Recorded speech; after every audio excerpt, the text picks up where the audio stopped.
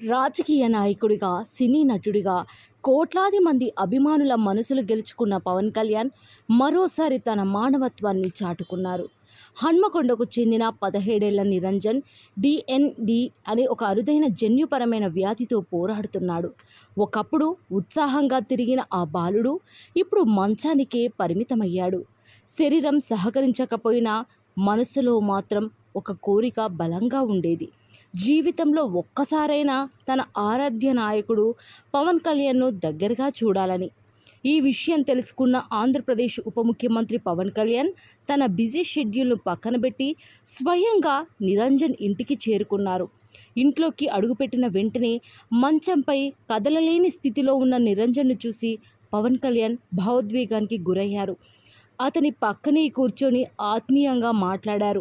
హత్తుకొని ధైర్యం చెప్పారు. నుదుటిపై ముద్దు పెట్టి ఆప్యాయంగా పలకరించారు. చిన్నప్పటి నుంచి మీరంటే చాలా ఇష్టమని నిరంజన్ చెప్పిన మాటలు విని పవన్ కళ్యాణ్ కళ్ళల్లో భావోద్వేగం కనిపించింది. నిరంజన్ ఆరోగ్య పరిస్థితి గురించి తల్లిదండ్రులను అడిగి తెలుసుకున్నారు.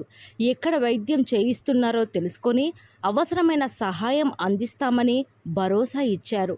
వైద్య ఖర్చుల కోసం ₹1,00,000 ఆర్థిక సాయం అందజేశారు. అంతేకాదు, తిరుమల శ్రీ వెంకటేశ్వర స్వామి వారి తీర్థ ప్రసాదాలు, అక్షంతలు, పవిత్ర వస్త్రాలను నిరంజన్కు అందించి ఆశీర్వదించారు. భగవంతుడి ఆశీస్సులు ఎల్లప్పుడూ నీకు ఉంటాయని ధైర్యం చెప్పారు. నిరంజన్ గతంలో పవన్ కళ్యాణ్ పాటలకు చేసిన డ్యాన్స్ వీడియోలు, ఫోటోలను కూడా పవన్ కళ్యాణ్ ఆసక్తిగా తిలకించారు. అందరూ నన్ను చోటా గబ్బర్ సింగ్ అని పిలుస్తారని నిరంజన్ చెప్పగా అక్కడున్న వారంతా భావోద్వేగానికి గురయ్యారు. ఇంకా నిరంజన్ చెప్పిన ఒక చిన్న కోరిక కూడా పవన్ మనసును తాకింది. తను ఒక కుక్కపిల్లను పెంచుకోవాలని ఉందని చెప్పడంతో వెంటనే కొని తెప్పిస్తానని హామీ ఇచ్చారు. కుటుంబ పరిస్థితిని తెలుసుకున్న పవన్ కళ్యాణ్ నిరంజన్ తల్లిదండ్రుల జీవనోపాధిపై కూడా ఆరా తీశారు.